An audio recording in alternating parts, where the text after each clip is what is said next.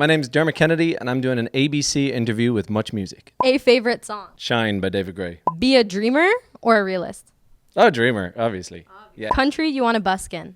France. I'd like to do Paris again. Documentary or autobiography about your life? Documentary. Autobiography, I think about this. I read a lot of autobiographies, and I'm like, I don't know what I would put in a book. I wouldn't say my life's been boring, but like I definitely don't know how I would get that down. Early morning or night owl? Recently, mornings. I used to not sleep at all. Like I used to be up till 5 and then I'd be up at 9 or 10. And but that was like years ago, and now that really kills me. So mornings for sure. First concert you attended? Westlife in Dublin. Ghosts. Do you believe in them? Yes. Yeah. How much? Like a fair bit. I always think I didn't have an interaction, but then I kind of did. I was in LA and I basically, short story, I was outside and I saw something move up in the window, so I like ran upstairs to check and there was no one there. But like I don't see stuff randomly, you know what I mean? Like there was something there for sure. Horoscope sign? Sagittarius. Is that Me correct? too. Okay. Wait, what's your birthday? 13th of December. Me and Taylor Swift, 13th. Ireland has the best blank. People. Job you would have if you weren't an artist? I'd like to work in sports in some way. Yeah, like a football coach, like a soccer coach. I would love that. I would love the idea of like working towards something with a team. Karaoke song? I think the only time I sang karaoke was in Slovakia on a pub crawl with a lot of Australian guys. And I sang I Will Always Love You by Whitney Houston. That's a classic. It's crazy. It wasn't a classic when I did it. Lesson you learned recently?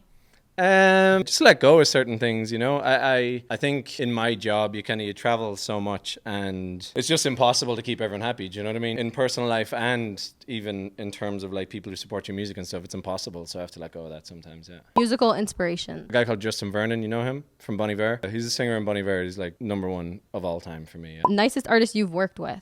Great question. I don't work with many artists. I'm trying to think. Myself? No, definitely not.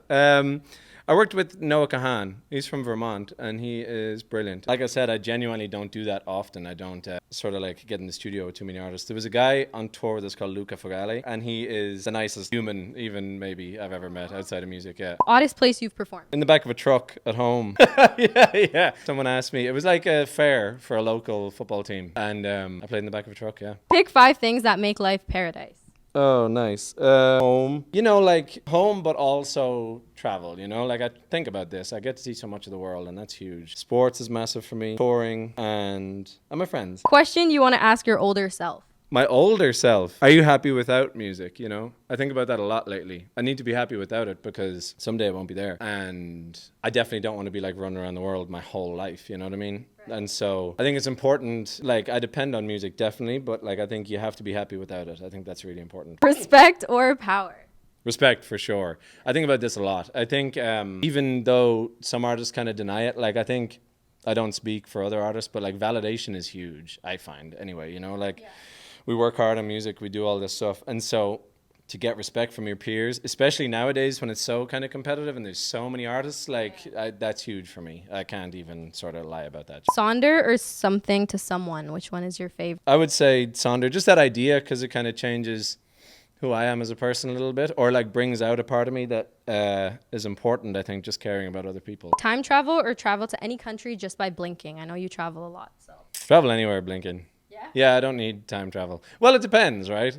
Like, is it like cartoon time travel? Okay, time travel, for sure. Go back to like ancient Rome. Really? Yeah. And do what? I don't know.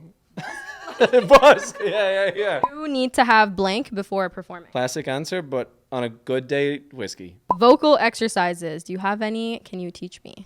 Oh my God, my whole life is based around them. So I used to sing like this for years, where I would like breathe right up here, and then my voice broke basically because I had so much tension here, so I had to cancel gigs for like 6 weeks and relearn how to sing. You lie down and put books on your belly. Seriously. You lie down flat, put books there, and like bring that up, put a book up there, and then the book can't move the whole time you sing.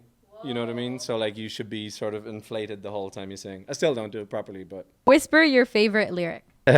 My own? This is so creepy. I say without fear because it's like short. Without fear. Xylophone. Can you play it? History of my life. Really? Yeah. Well, not one like this.